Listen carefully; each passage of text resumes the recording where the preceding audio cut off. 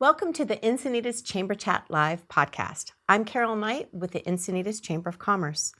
With the help from my talented friends at Max Deluxe, we will showcase the many aspects and unique qualities of the Encinitas community. Whether it be focusing on local business owners, advice from experts, or highlighting some of the local gems Encinitas has to offer, we hope you'll find this podcast informational and entertaining. I'm excited to have with me today Judi Sanzo, President and CEO of the Rancho Coastal Humane Society. Welcome. Thank you for having me. So your background is in law. How did you make that leap to a very animal-centric organization? It's not as far a leap as you might think. Essentially, what happened is my practice was really focused on very complex business and civil litigation, and I decided it was time to give back to the community. So I started representing small businesses and small entrepreneurs who were trying to develop a model which had a nonprofit component. And in doing so, developed an expertise in nonprofit governance and management.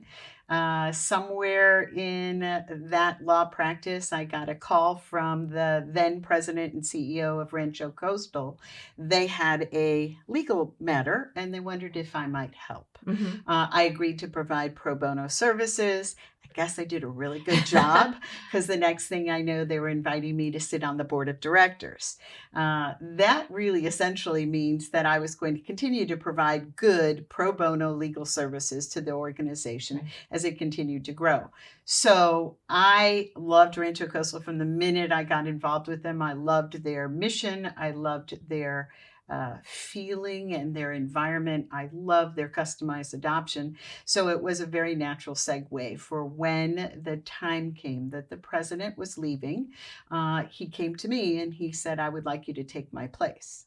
And I said, whoa, I'm not ready for that. But in fact, I was. Oh, I think my heart was already there. It sounds like it. And so how long have you been the president and CEO? It'd be almost 5 years. Okay. It might feel like 6, but it'd be almost 5 years in May. Oh, that's fantastic. But I've been part of the organization now for a little over 10. Okay. So tell me a little bit. I mean, I'm familiar with Rancho Coastal Humane Society, but tell me a bit about the organization itself. Rancho Coastal was founded in 1960, so more than 62 years ago, by a woman named Maria K. Lloyd. And Maria K. Lloyd was an animal advocate when that term wasn't even coined. She rescued anything that was lost or abandoned. And her mission was to provide a safe, nurturing environment for that animal until she could get it relocated.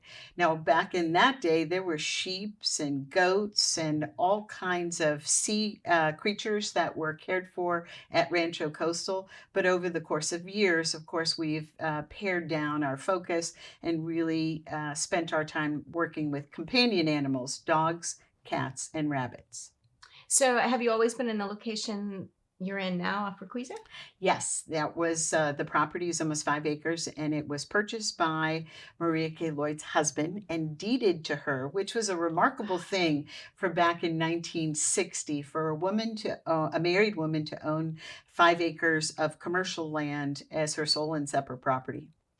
Are you an independent organization? Because I know there's the San Diego Humane Society too. Do you guys work together, collaborate, or Good question. So the answer, which is we explain it all the time, San Diego Humane Society and us are members of a group called the San Diego Animal Welfare Coalition. We're partners. We collaborate on missions and particular assignments, maybe a rescue that came from an airlift out of hurricane or flood-ridden areas of the South. But we are independent. We are uniquely on our own as it relates to the organization. And so as a consequence, we have a unique mission. Our mission is different than most humane societies in that more than 90% of our animals come from other shelters. So our mission is to relieve overcrowded shelters and bring those animals into our facility for us to rehome. So are those shelters in the greater San Diego area or from all over the country? Well, mostly. We focus on San Diego County because the numbers are phenomenal of lost and abandoned animals here in the county. So we have a partnership with all the other shelters. Any shelter that has a business or has a bricks and mortar building would be a partner in the coalition. And we work as a group collaboratively on moving and transporting animals among ourselves. But we also get in a van and might go up to Riverside County, Orange County, or LA County, depending upon what the need is. In San Diego County, we are a no-kill community in that we don't euthanize for time and space, and anyone who's a member of our coalition has to agree to that. Mm-hmm. That is not still the case in other parts of California. Got it. So why the high number of dogs in shelters or pets in shelters? It's a hard thing to anticipate, but what seems to happen, or what seems the normal course, is that people make a commitment, bring an animal into the house, and then something changes, whether it's an economic change, geographic change, or some other companionship changes, and suddenly they find themselves unable or unwilling to care for an animal. And that's how they end up in shelters. Now, there are some that are runaways. Mm-hmm. We do have currently just recently adopted out a dog we know is an escape artist.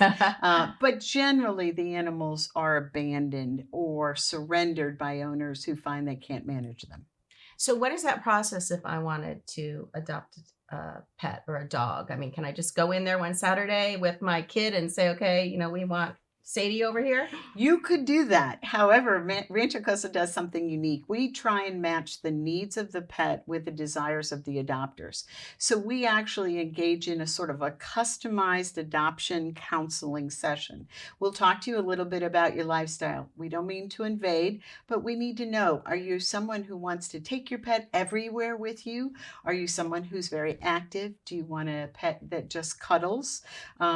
What are your noise levels in your home? Who lives with you? What are the concerns about children or seniors, like a trip hazard? And so we're really trying to find a way to understand the household dynamic and the lifestyle so that we can match you to a pet that will be a good companion, a lifetime companion.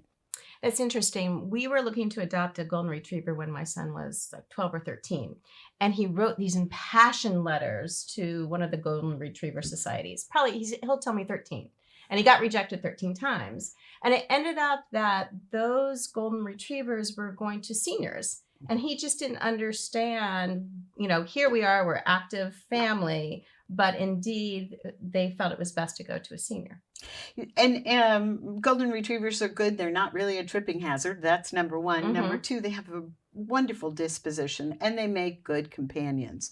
So I'm not surprised, but in some circumstances, golden retrievers are also used as service dogs. Mm-hmm. So they're going to help provide support for the senior in one aspect of their life or another. And so in those circumstances, yes, he would probably not qualify in those programs. There are a lot of organizations that are specifically geared towards particular breeds, and rescue organizations have different criteria than we do. We're really just trying to find lifetime relationships between a pet in our care and the family who wants it. I love it. The Rancho Coastal Humane Society was at our Senior Expo last month. And you have a Seniors for Seniors program? Oh, I have lots of senior programs. So as the daughter of a 100-year-old, I always say I love my seniors. So there is a Senior for Seniors adoption program, and that means any animal over 7 years old and any human over 60 years old, which kind of puts that number a little lower than usual, can come to Rancho Coastal, and if we can make a match, the adoption would be free.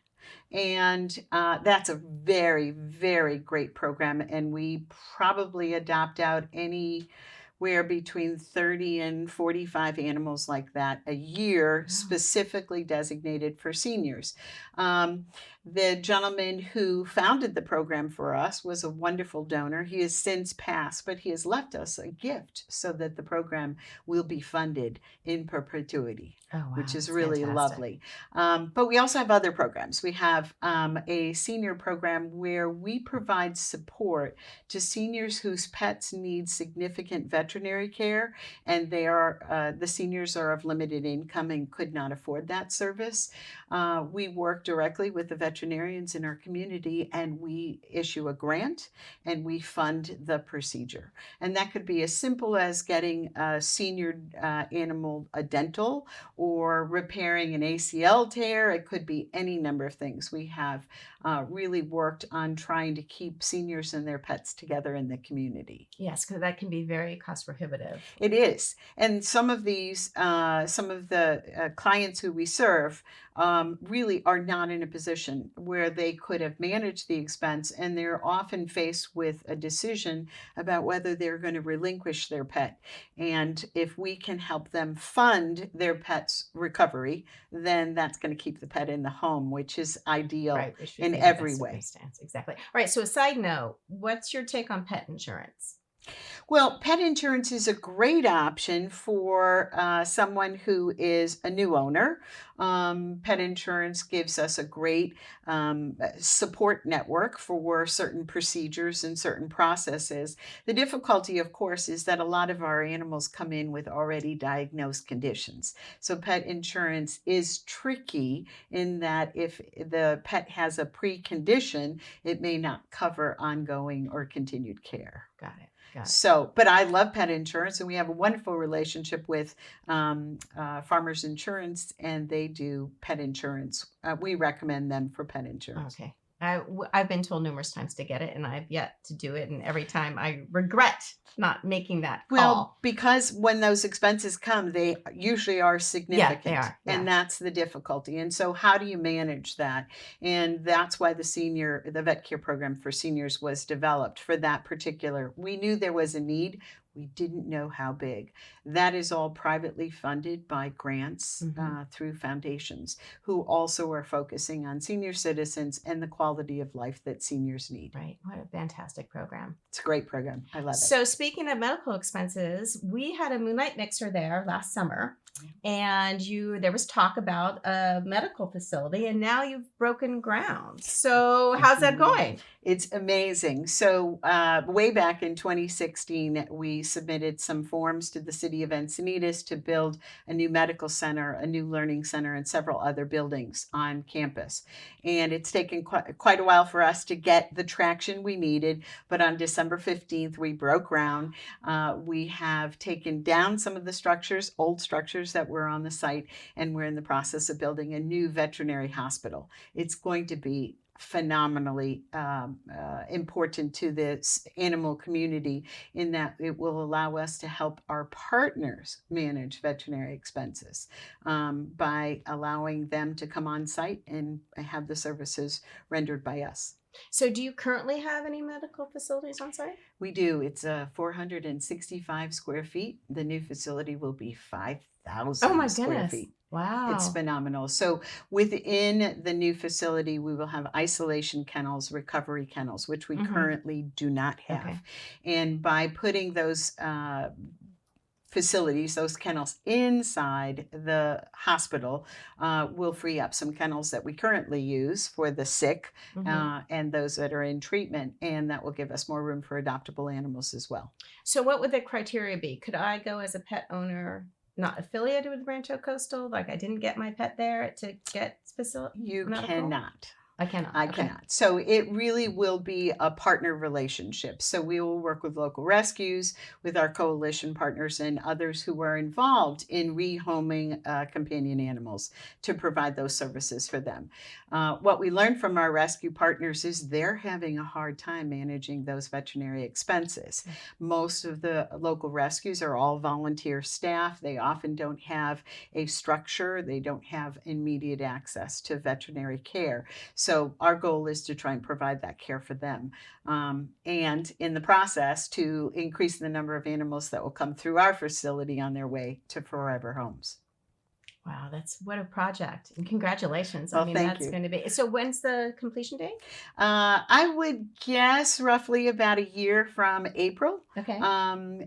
We are making great progress. If the rains will hold up just a little bit, it will be much better. But we expect to go vertical sometime in April, and we'll work on each of these structures. One of the buildings will be dedicated to our community pet food bank, which is another program that helps seniors. Do you know anything about tell that? me about that. Oh, that's a great program. So that's been around for years and years. We provide pet food, supplies, leashes, collars, harnesses, beds, flea medication, and other things to anyone in the community who expresses a need. No questions asked, no criteria, no financial disclosures. We really want pets to stay home. And this is the solution. That's one of the things that we do, I think, best at Rancho Coastal is our shelter has no gates, really. We're going beyond a barrier to be able to help the community keep their pets home. And how can the community help you in that regard? Can we drop off food, toys? Yes. Yeah. Yes. Everything. Food, toys, supplies to the shelter. For the shelter itself, we typically will dedicate whatever comes in as donations directly to those programs. But we also need things like towels and blankets for our population because that's always ongoing and a responsibility for us. Additionally, one of the things you can do is you can donate to our thrift shop.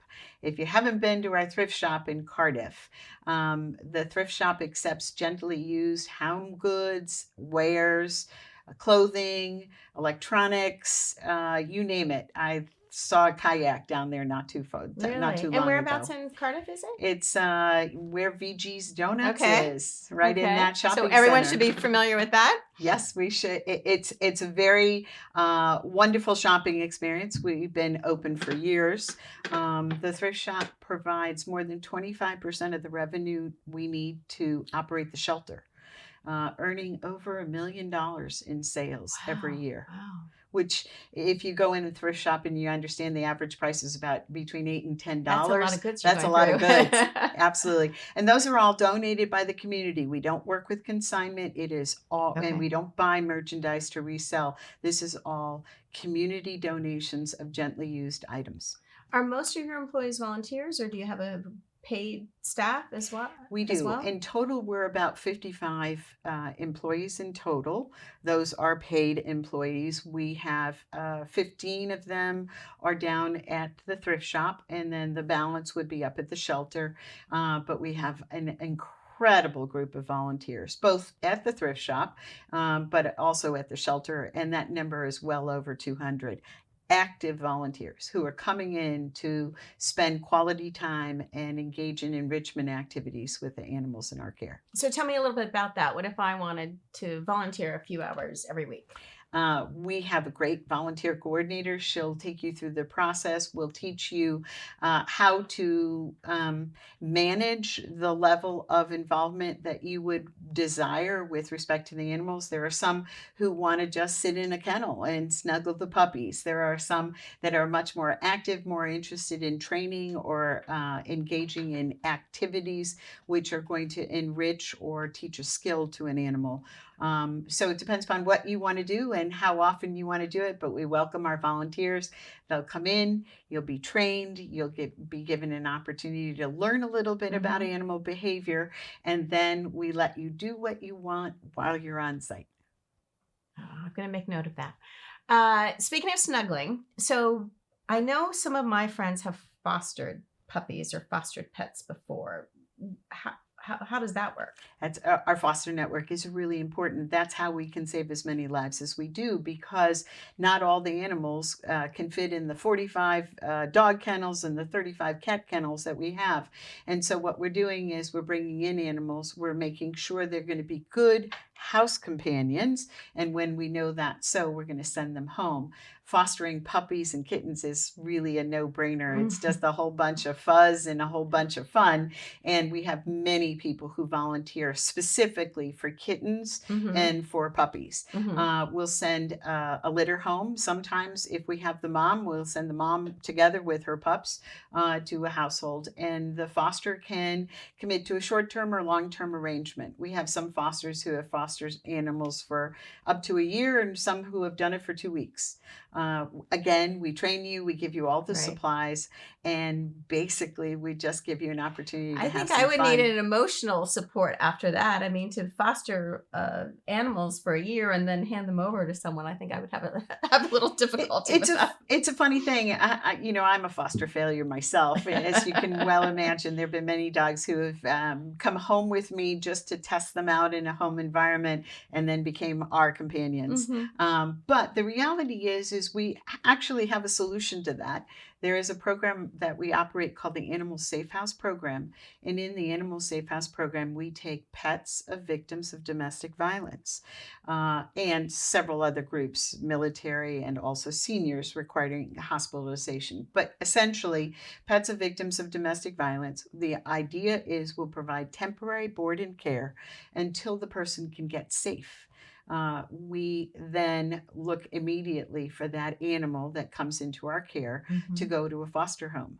So guess what? You become a foster volunteer for the Animal Safe House Program. What you're really doing is caring for a pet that's going to go back to its owner, and you don't have to feel overwhelmed about the emotional commitment. You love them, and then you send them back. And the reunion is a tearjerker. There isn't a time where a family doesn't come back to get the animal that everybody on campus is excited. We huddle and hug and watch the reunion. I'm getting teary-eyed right now. It's beautiful. It's a beautiful thing. Oh, wow. It is. Wow. So you don't have to be a foster failure. You could be a foster. And in many circumstances, we have loyal fosters who take animals, do their best, send them back to us. We get them adopted out, and then they say, okay, I'm ready. What's my next charge and next responsibility?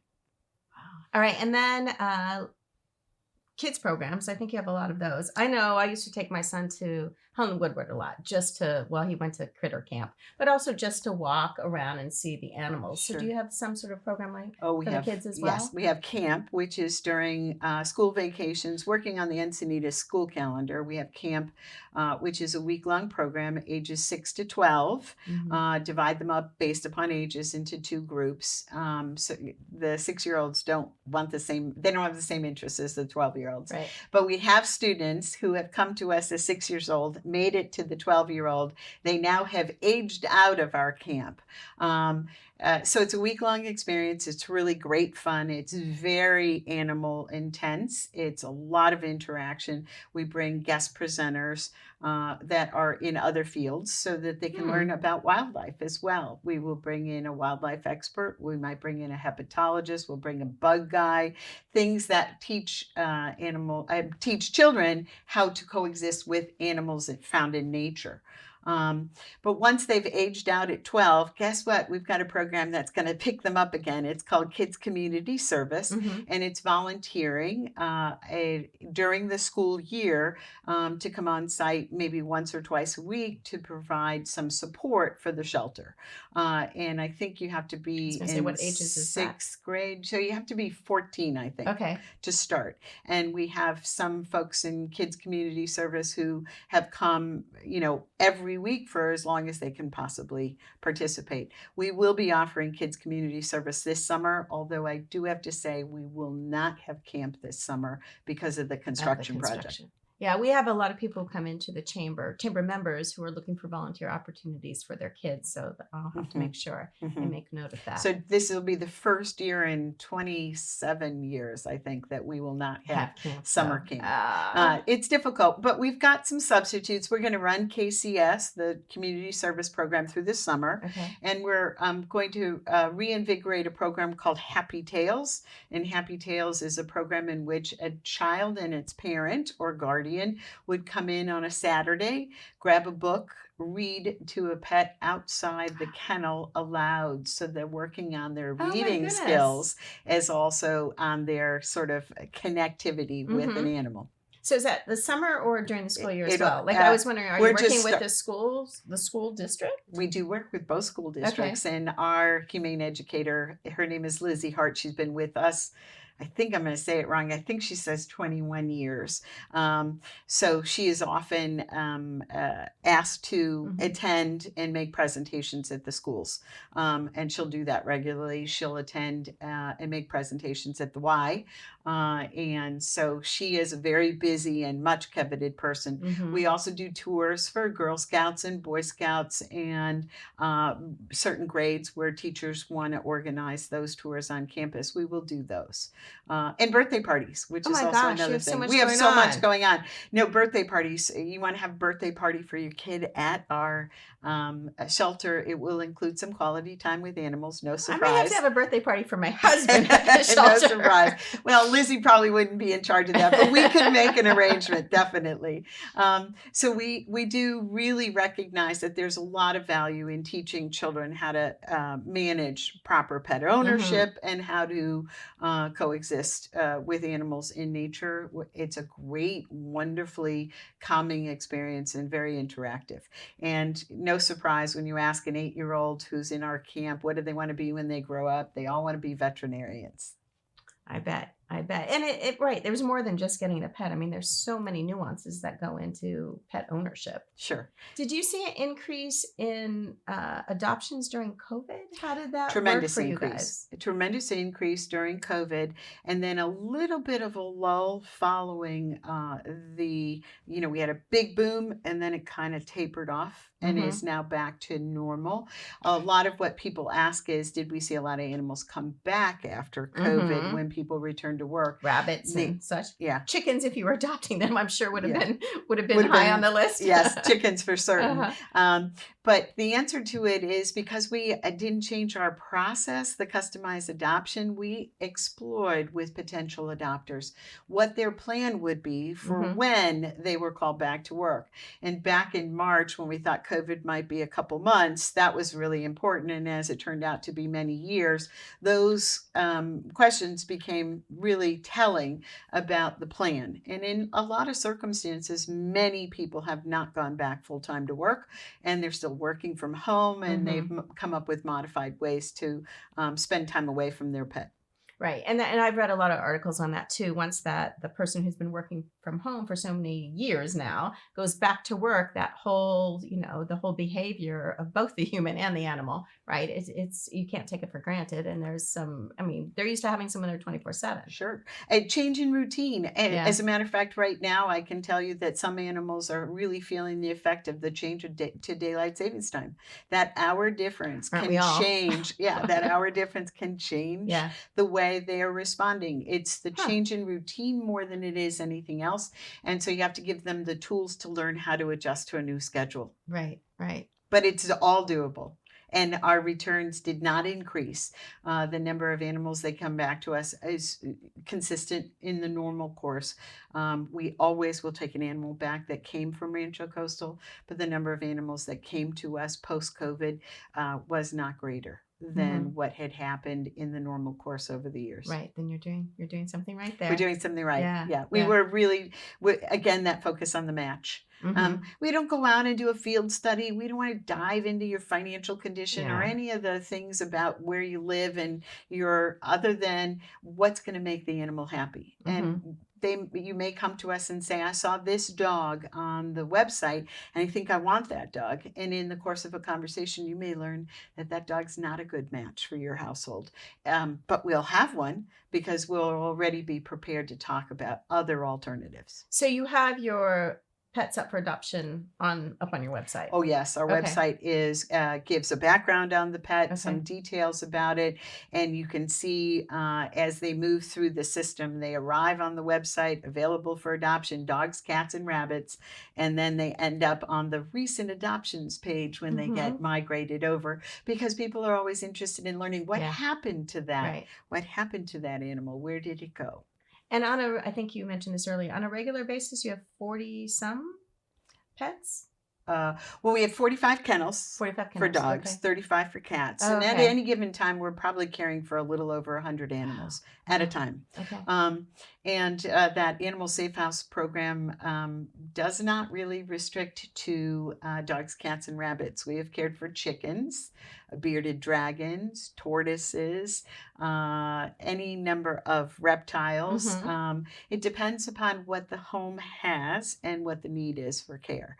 But we can open our program to almost anything that was a pet in a home where the owners are fleeing for safety. Wow, that's a remarkable program as well. It is. It's been around since 1997. And for the first time, Animal Safe House will have a dedicated space in the medical center. So a good portion of the medical center will be dedicated to Animal Safe House animals, dogs, cats, and finally a real working space for the Animal Safe House director. So that and the medical, were there any other meeting spaces, classrooms? How is that going to look? Oh, yeah. We are building a learning center. You might remember from your event, the Moonlight Mixer, that we were next to an education center. Yes. Okay. The education center was an old barn, Mm-hmm. and it had accommodations for 45 people. That's its maximum capacity. It was about 800 square feet.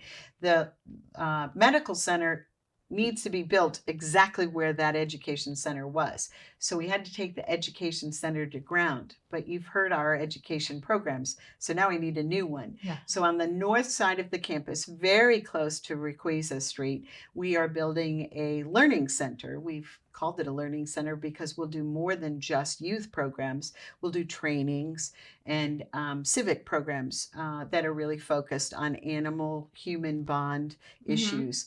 The new learning center is a little over 2,000 square feet, and we'll have capacity for 245 people. Wow. It's a beautiful spot. The other thing that we did is we learned in COVID something very important. We have to have good outdoor space. So we've added some gorgeous patios to the learning center property, and then the area where we had the mixer will be completely converted to a patio where we can do outdoor events. Will you be able to rent those as a private citizen? Rent out? Have you The learning center explored will that have yet? capacity, sure, because the Encinitas Senior Center is always booked. Yeah. And we know that because sometimes we're looking for an outside space like that.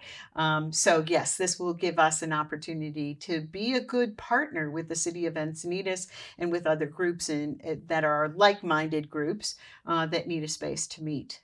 The new learning center will have 2 dedicated classrooms and a disappearing wall to allow them to turn into a major function area. Very neat, very neat.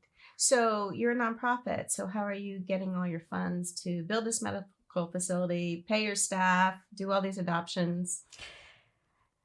We're working hard, as you can probably tell by the circles under my eyes. So the construction project, the actual expansion of the campus is fully funded by donations. We are still in the process of raising to our goal, which is $14 million, but it's all new money. We have a $4.5 million budget for the shelter and the thrift shop, which we raise through individual donors, grants, and foundations. We do not have any government contracts, and we don't have a parent or affiliated organization who hands us money, unfortunately. So we're doing all of that through development, philanthropy, grassroots efforts. And the community loves us, and so that really helps a lot. Yeah, that is true. That is true. So if I wanted to find out more information, you guys have a newsletter. Is it a monthly, a weekly? We do. We have a monthly online letter called Fetch. Fetch. Of course. Okay.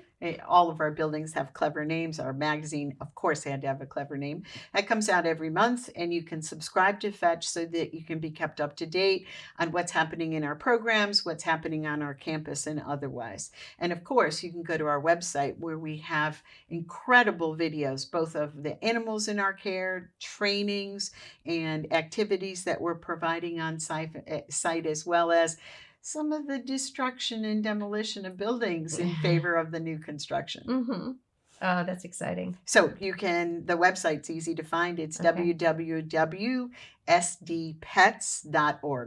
Okay. All right. Okay, Well, as thank in you. San Diego Pets. I know that we have some dogs in the future at my household, so we may be making a stop in there Well, we this would love summer. that. So We would love that. Everybody gets our standard VIP treatment. okay.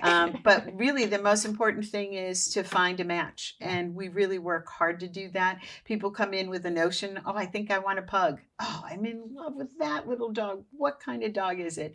And what we like to say is we don't always know what they are. We Right. know what they look like. Yeah. But that's about it. Right. So And there is it's a really lot of important to know opportunity. who they are. So Mhm. that's where It's the more bond about their comes. behavior Yeah. than it is anything else. And we try and give you a lot of guidance on that. When a dog arrives or a cat arrives at our shelter, we let them sit for 3 days without really fussing with them. We're going to care for them, but we're not going to try and evaluate them because we want them to settle. And then once they are settled, that would be an opportunity for us to test out some of their behavior, to learn them a little more. And if you walk onto our campus, I will tell you there isn't a person there who won't know every dog, every cat, and every rabbit by name, because that's how intense we are. We're really focused on what's happening in the kennels and in the yards, not just what's happening at the front with the humans. Right. Oh, Judi, it's been such a pleasure to have you here this afternoon. I really enjoyed it. And what a great resource for the Encinitas and North County community. And I would encourage everyone to go to the Rancho Coastal Humane Society. It's fantastic. Come for a tour. Come to see what we're doing and what the future holds for us. We're going to be around for the next 62 years, then some. So I am building for that future. Good. Thank you. Thank you so much. Thanks for tuning in, and thanks to our sponsor, Max Lux. Join us again for the next episode of Encinitas Chamber Chat Live. For more information on the Chamber and its activities, please visit encinidaschamber.com.